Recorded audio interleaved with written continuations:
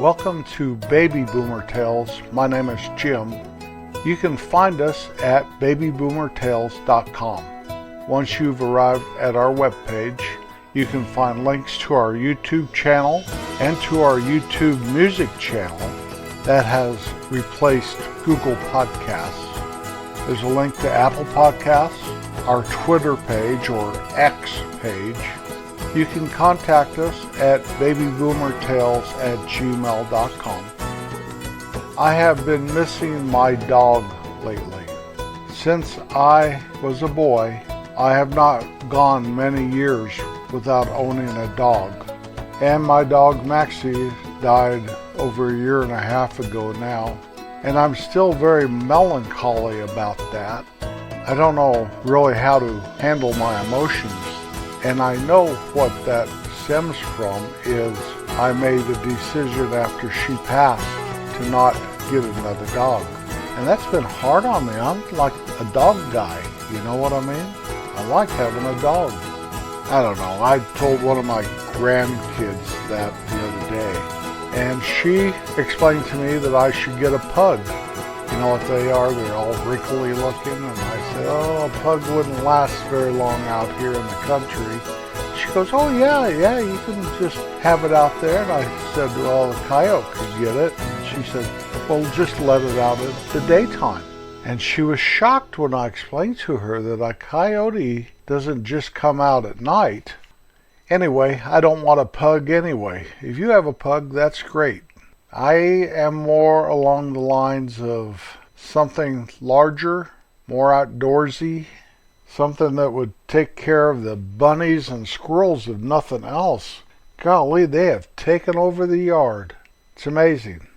Maxie, my last dog, when the grandkids came to visit and stuff, she'd usually kill a bunny and bring it to them. I guess as a little gesture of, hey, I love you and I want to be accepted, and here, I'm going to share my bunny. They'd always get all grossed out, run away and screaming, and some of them may cry, and Maxie'd be standing there sitting by the bunny, just looking like, want to play? Yeah, I love a dog. I really do. Our song of the week is Sugar Shack by Jimmy Gilmer and the Fireballs, written by Keith McCormick. It hit number 1 on the Billboard Hot 100 charts and spent 5 weeks there between August 12th and November 9th, 1963. This great song was featured in the movies Forrest Gump and Mermaids. I am amazed by how many places are referred to as a sugar shack. I googled Sugar Shack and I found out that it's a little building where sap is boiled down to make maple syrup. There's also all kinds of Dairy King type businesses called Sugar Shack out there. Well, it's just a coffee house and it's made out of wood. Espresso coffee tastes mighty good. When I was 16, I got a billfold to carry my new driver's license in. Before that, I just carried all my stuff in my pockets. You know, that flat, stale gum that came in baseball cards went right in my back pocket. I'd always have like maybe a frog or some dirt or something in my front pockets. You know, important stuff. Maybe a note I was supposed to take home and be lost in there somewhere. Note from my teachers. Something that says, little Jimmy is a wonderful student and he always pays attention. He works very hard and never talks in class. I'm sure that's not what the note said. Well, over the years, that billfold became fuller and fuller. Not of money, you know, I'd have a little bit of money in there, but just I need to save this phone number or buy one, get one free root beer at the A&W coupon looks mighty good and all that stuff. But it's just full of stuff. It got so by the time I was a young man, I could barely sit on that sucker. Couldn't hardly fold it up. There was so much junk in there. Well, after we moved to the Midwest, And then we moved down to the little town which my children call their hometown. I knew several people that carried these things around. They were day planners. I called them day timers. There's a brand name of a day timer. There's also the Franklin planner, almost looked like a small briefcase. They carried their day timers around. Well, this thing looked pretty interesting. And I checked them out, and there's a place I could put my credit cards and my money and all my notes and junk right in there. And so I went down to an office supply store and bought myself a day timer. All of a sudden, my billfold was practically empty, and so then I went and I bought a very small billfold, just for a few credit cards. Well, I carried that day timer around for years and years, probably 20. It held everything. It almost was like a clutch, you know what I mean? A purse, almost. It had everything in it. All I carried in my billfold was a credit card I basically used and my bank debit card. That's all I carried. I did have a money clip back then, and so I'd carry my money in my front pocket with the money clip. Well, anymore, day timers have been replaced by telephones. Your phone does everything that day timer would do except for hold your credit cards. And if you get the right kind of case, it'll do that too.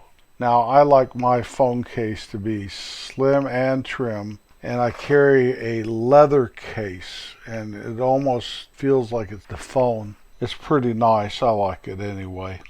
But I don't carry my day timer anymore. I just carry my phone. But my billfold is starting to fill up. It seems that we have not really weaned ourselves off of carrying plastic cards. Cards for everything. Cards for your insurance. Cards for, your debit card and credit cards, whatever you carry. Your voter registration card. Everything's a card. I'm starting to investigate doing a digital wallet now with my phone because my billfold has become too fat. For me, anyway, I don't want to feel what I'm sitting on except for my butt. I want my butt to feel the cushions of whatever I'm sitting on or the hard wood or something. I don't want it to feel the billfold in my back pocket. Do you know what I mean? Is that being crass? I want my butt to feel the cushions. That's a fact. I do. I don't want to feel this big lump in my back pocket. It's uncomfortable. Comfort is a high priority as I get older. You can tell it in the shoes I wear and the clothes I wear, the way I conduct my everyday life. Comfort is a high priority to me, where apparently it wasn't so much when I was younger. But we do have articles to lug around, and we have special ways we can lug that stuff around. We can have a backpack. Now, the first backpack I ever had, I went down to the outfitter there in my little hometown, and old Kenny sold me a very nice backpack. And I used it to go backpacking and camping and all that stuff. It was pretty nice. I have no idea what happened to it. I don't have it anymore. It had aluminum frame and all that stuff. It was heavy duty. I could attach a sleeping bag to it. I remember one time I decided I was going to walk from the town I lived in to this mountain range and climb up in the mountain range and stay a month or something. I had that backpack filled up with junk that I never made it to the mountain range. Now, I lived in the mountains and they were right there, but when you have to hike 3 or 4 miles with a backpack that weighs 90 pounds, that is no fun. And I'm not in the military and nobody was making me do it, so I turned around and I went home. When I was in the business world, I had a briefcase. I had one of those Samsonite hard briefcases and I loved it. You'd open it and the hinges would lock so you'd stay open. You had your pens and your papers and your files and all the important stuff. I think I even had a calculator in there.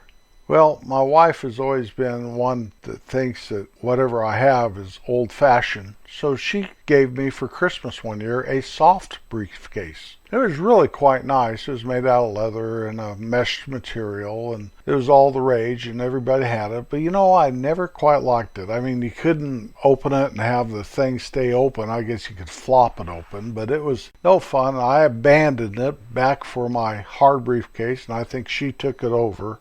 And we have both those briefcases today, and yet I haven't opened it for years. I should open my briefcase to see what's in there. I do have a day pack anymore, and I basically only use it when I go on vacation. I put stuff that is of quite importance in that pack, and I put it in the seat right behind the driver's seat, so I have easy access to it. Things like rain ponchos and bottle of aspirin and stuff. I don't know what's in there. I used to carry a belly bag, or a fanny pack, whatever you want to call it. I got in the habit of that when we went on vacation one year. I think we went to Disney World or something. And it was great. I, could carry all my junk right there, and it was accessible. And I can thank my two brothers, because they used to make fun of me carrying my purse. Or I may be wearing that still, not caring what anybody said about it.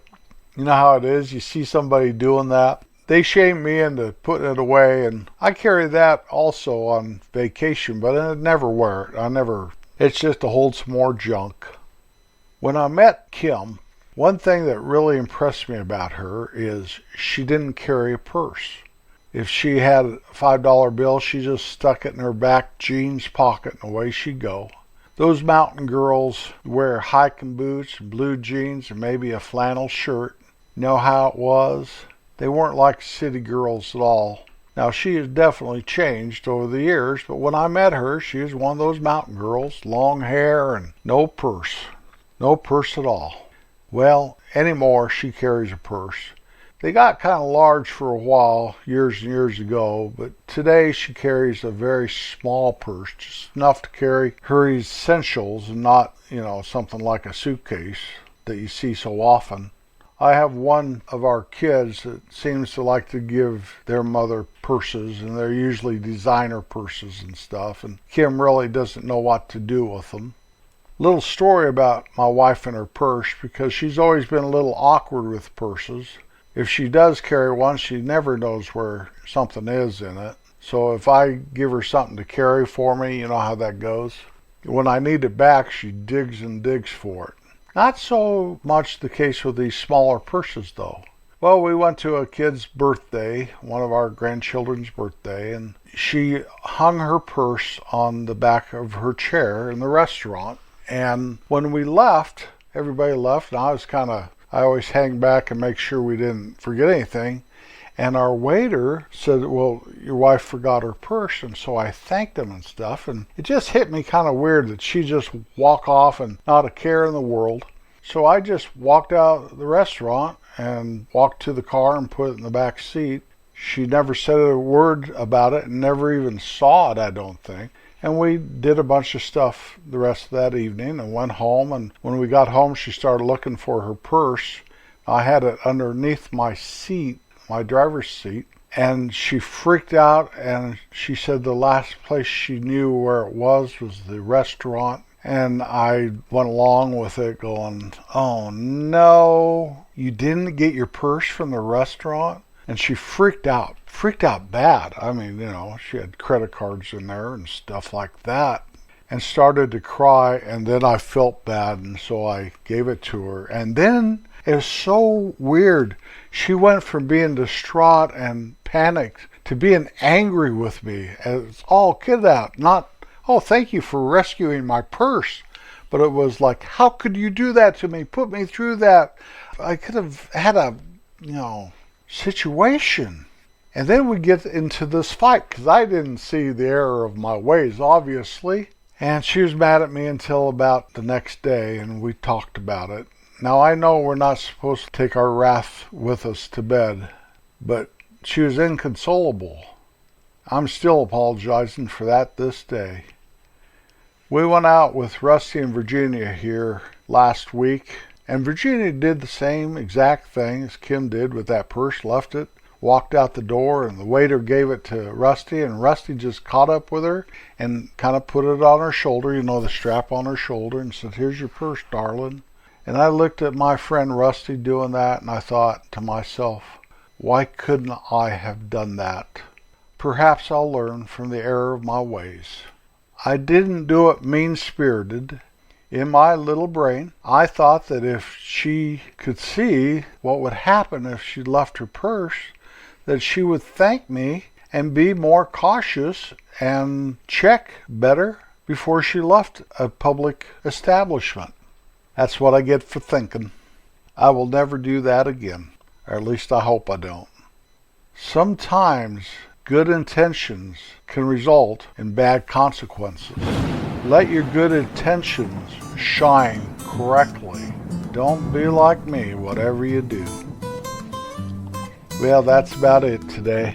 Always do your best to be kind.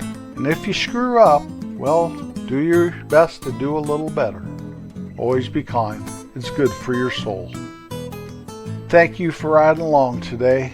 It's a pleasure having you sit next to me. I'll be back next week. Peace out.